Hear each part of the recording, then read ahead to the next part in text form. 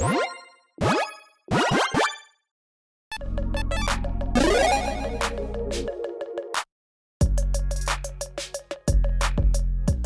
everyone, Mitch coming in from the Cavalry Charge studio. Welcome to the show. So, the precons for March of the Machine come out on the 24th of April, if my statistics are correct, if my calculations are correct, or if just, my Google search was correct before I did this episode. I believe they come out on the 24th, though. Correct me in the comments if I'm wrong on that. That being said, what if you want some kind of a perspective? What if you want to see, which one do you get the most bang for your buck on? Well, look no further, because on this episode, I'm going to talk about which precon you should be picking up. I mean, I guess I should kind of preface this with, literally, it just kind of depends on, whichever precon you think you would enjoy the most, obviously. But if you're looking at it for a completely just, value perspective, this is a very value-centric, channel, essentially, with being a budget channel. If you're looking to get the most bang for your buck, which precon is giving you just that? Whether it's reprints or it's new cards that are, well, getting up there in price. Make sure you stay tuned to this episode, which you already are. Good job. We'll talk about, where each of the precons are right now when it comes to their valuation. So, let's jump into it. So, starting off in, well, last place, I guess, when it comes to pricing so far, with the estimated cost of all the cards that are combined in the precon, we've got Tinker Time. And I had to look really quick what the name was again, but yeah, it's the Gimbal Gremlin Prodigy deck. I am very sorry, Gimbal, but out of all the precons, yours has the least amount of value in it. And I will say that some of them are pretty close to each other. But yeah, at this point on Moxfield, putting all the cards in, the current valuation is $80.70 altogether. Now, I will mention that there are certain cards in these that are not being included, and those cards would be the Plane Chase cards. These decks are Plane Chase decks, and yeah, currently the Plane Chase cards do not have any prices listed, so keep that in mind. Those are not being counted. I can't imagine that those are going to be all that expensive when they come out, because some players won't utilize them as Plane Chase decks, and will just take those out and make some adjustments. But maybe Plane Chase, really takes off again at some point, and then these become more expensive. But at this point, they're not being counted in that price, so I just wanted to mention that. That being said, now let's talk about the cards that are making a high impact on this price. And if I could get to the actual cards by scrolling down fast enough without making any mistakes, here we go. Schema Thief. This is the first one I want to highlight. A new card, 3/3 flyer, Vidalcan Rogue Artificer for 3 and a blue. When deals counter to a player, create tokens to copy a target artifact that player controls. That is spicy. That is impactful. That can have a good place in a good amount of decks out there, and this is currently $8.31. Again, these are, prices that are currently, before the actual product has come out. So these are pre-prices, but still decently accurate on where they're going to end up. Usually it could be up, could be down, but again, just in general, if you're looking at it ahead of time, this is a good find in that kind of a deck. Next up, another new card with Path of the Animist.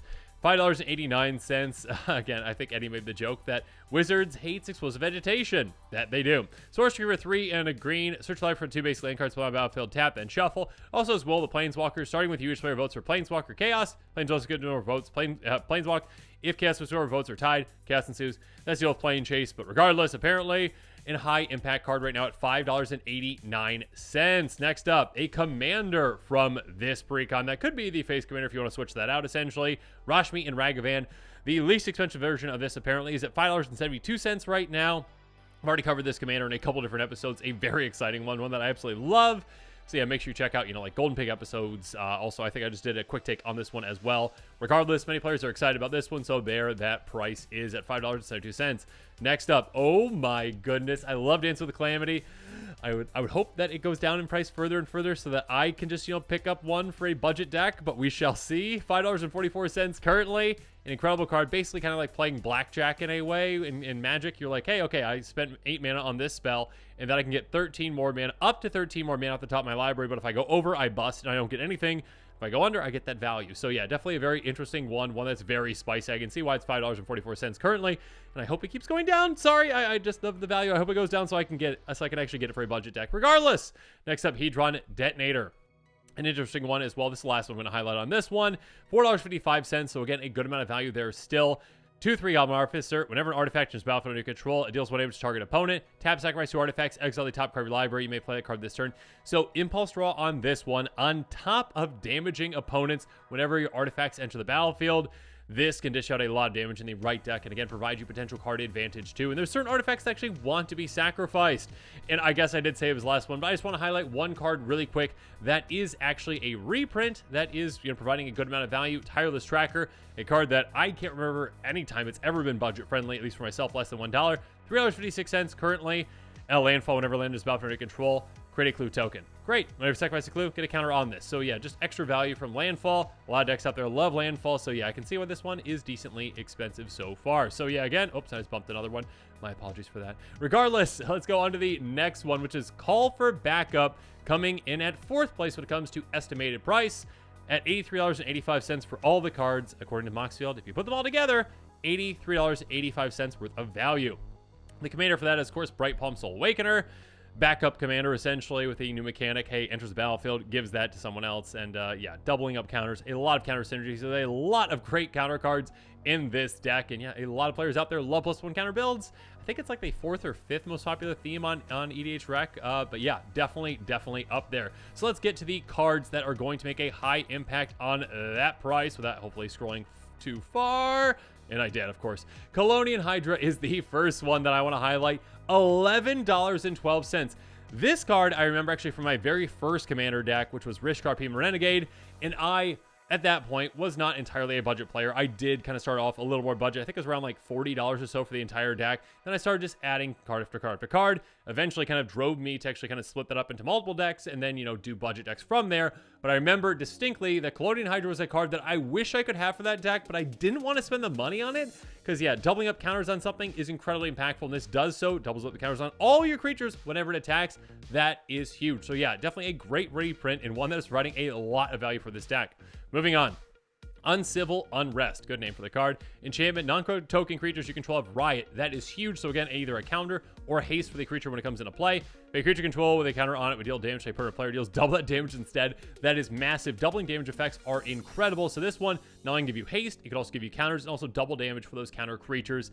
Yeah, great synergies with that for a lot of decks out there. So yeah, $9.13. Not surprised to see that price pretty high up there. Moving on, Mirror Style Master, 3/3 with backup 1. Whenever this creature attacks, for each attacking modified creature control, create a tapped and attacking token that's copied by that creature, exile them out of combat.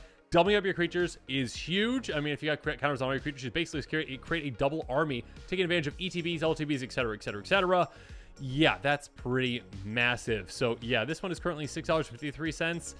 You can do some really crazy things with that. Moving on, Path of the Pyromancer, yet another one of these plane chase type cards. So again, maybe these will kind of command a higher price. Maybe the plane chase cards themselves might command one in the future as well. Sorcery for 4 and a red, discard all the cards in your hand, add red for each discarded card this way, then draw that many cards +1. A wheel effect that replaces itself too, which is very nice. And again, a ritual effect in combination with that, which is huge.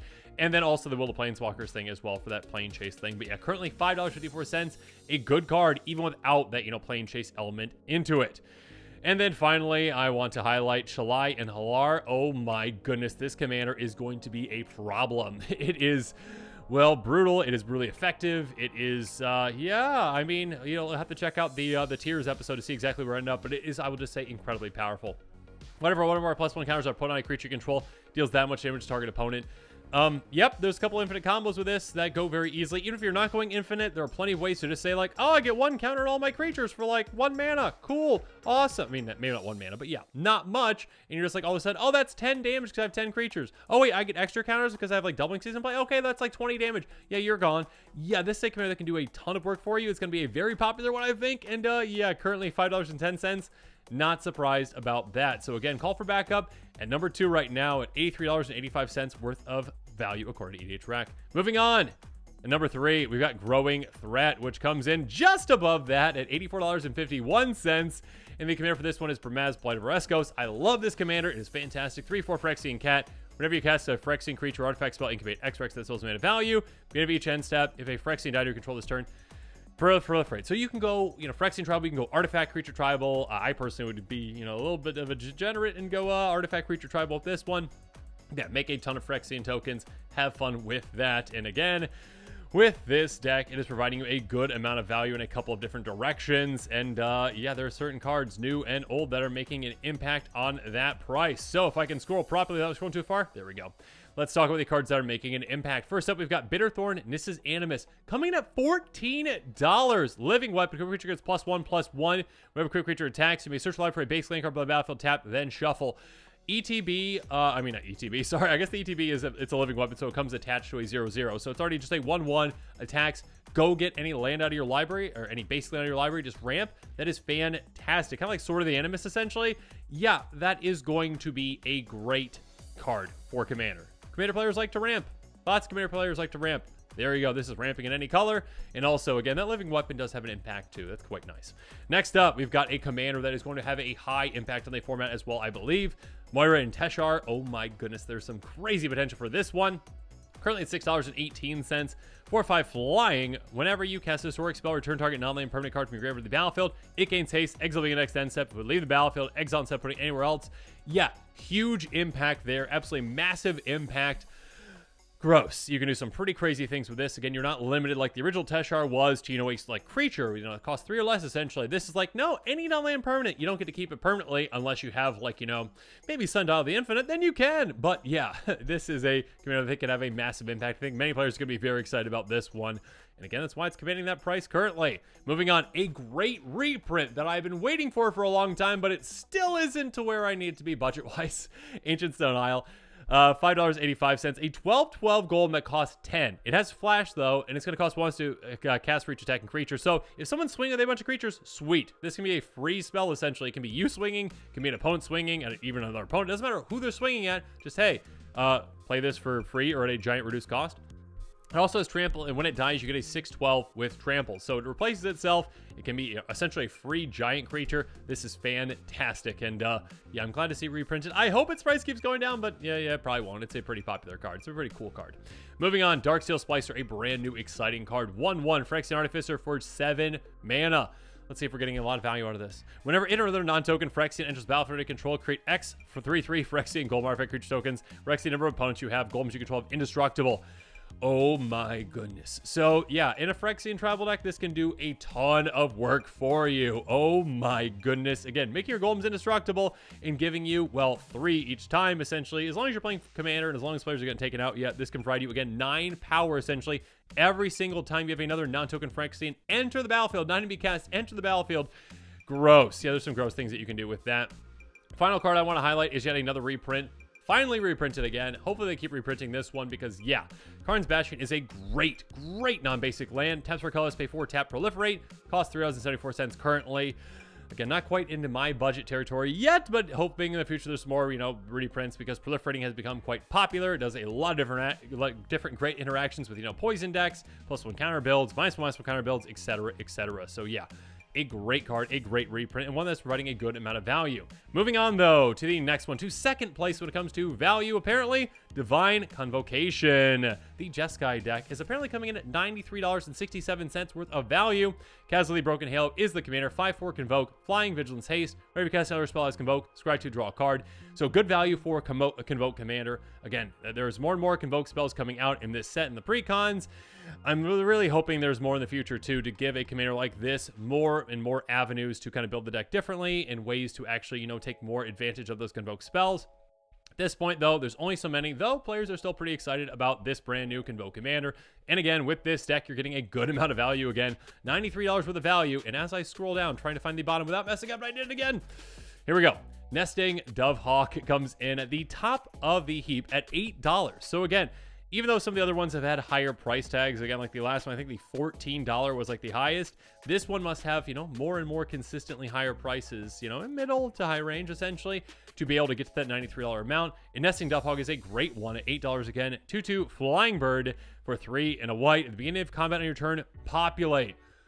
Oh my goodness. Okay. And on top of that, whenever a creature token enters battlefield under your control, you get a counter on this. Hey.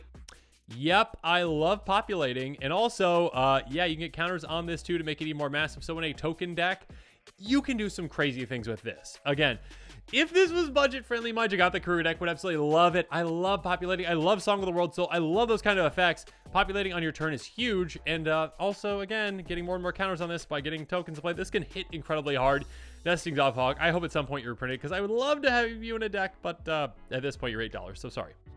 Next up, Elspeth Sun's Champion. I remember when this was wrecking standard at a certain point.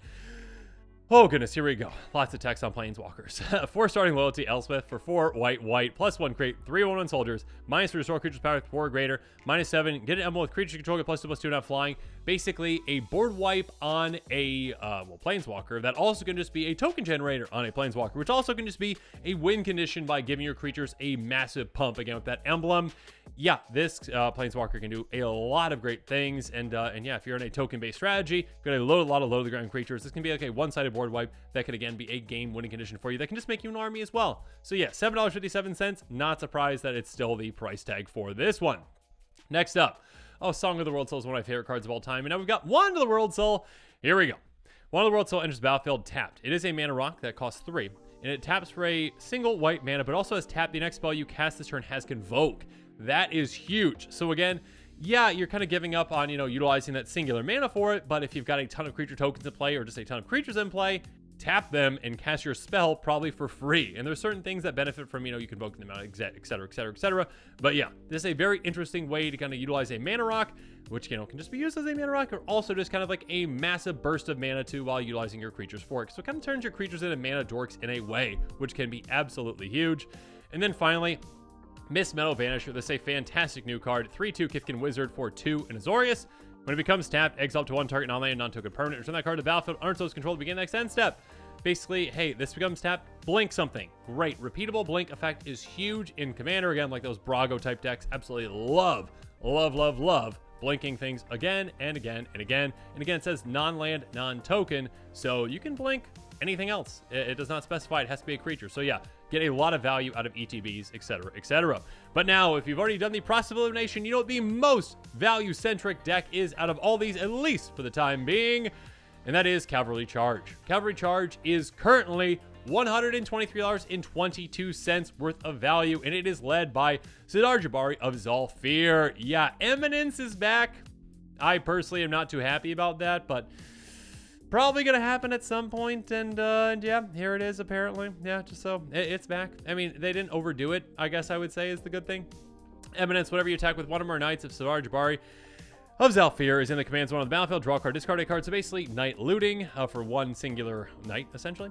Whenever it deals combat to a player, return target Knight creature card from your graveyard to the battlefield, and it's got flying and first strike. So yeah, being able to loot to get a good Knight into your graveyard, to then swing through, get that Knight back into play by having this hit. It is evasive, it first strikes, so it hits first two, which is nice.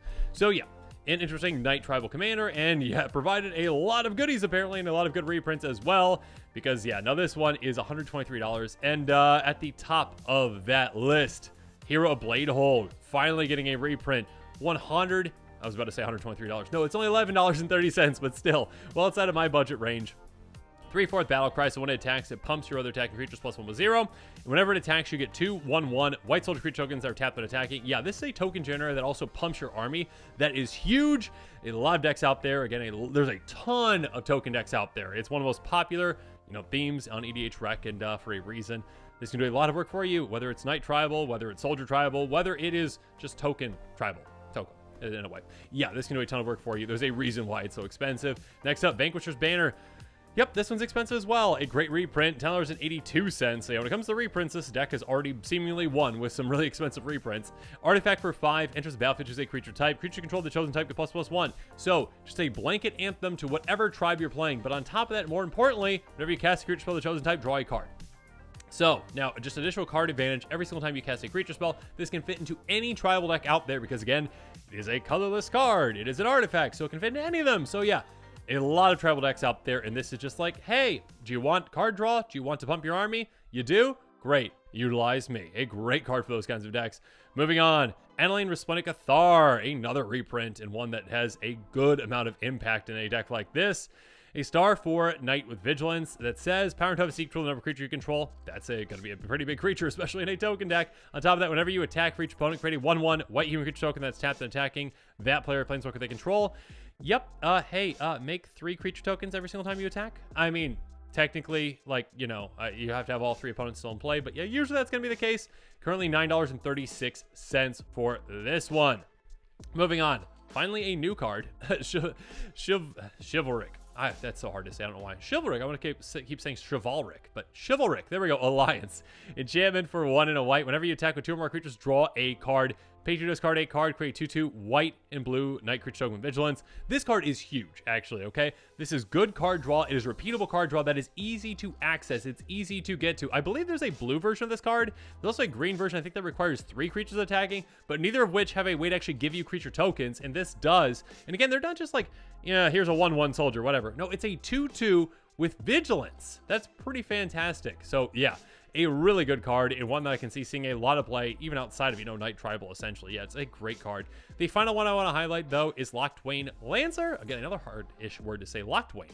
5/5 Human Knight with Menace. Whenever a non-token knight you control dies, each opponent loses 1 life, and you draw a card. Yep.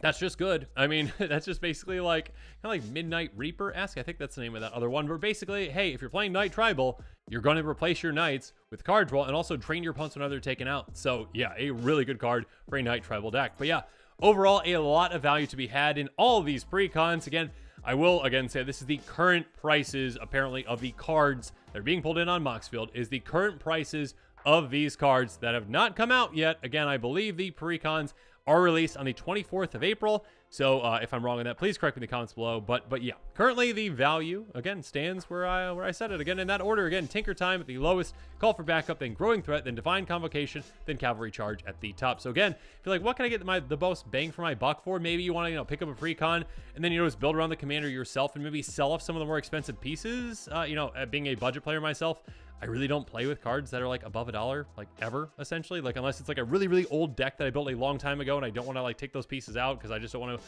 make those adjustments. Like my Feldergriff deck has some pieces that are now like a little more expensive. That's kind of off topic, but regardless, if you're like that and you're like, yeah, I just want to buy one of these decks, have fun with it, and it's a pretty cool commander, and maybe I'll sell some other expensive pieces. Yeah, apparently Cavalry Charge is the one that you want to focus on when it comes to the most value. But yeah, again, pick the precon deck that you want to play with, you know? So yeah, do that. But yeah, make sure you comment below, let me know your thoughts on this R. And of course, as always, thanks again, and have a good one. This show and episodes like this one are possible thanks to viewers like you. If you're looking for an easy way to help support this show, make sure that you like, share, and subscribe. Also, hit that bell notification icon so you don't miss any new episodes. You can also go check out our playmats and other merchandise at thecommandersquarters.com. We also have a ton of brand new t-shirt designs in stock, so make sure you check out those as well. Another easy way to support this show is with our TCG Player affiliate links. So whether you're buying a deck or individual cards, you can use this general link right here or one in the description. And the final way that you can support this show is by supporting us directly by becoming a patron. There are many benefits to being a patron, and I truly couldn't do this without all of their support.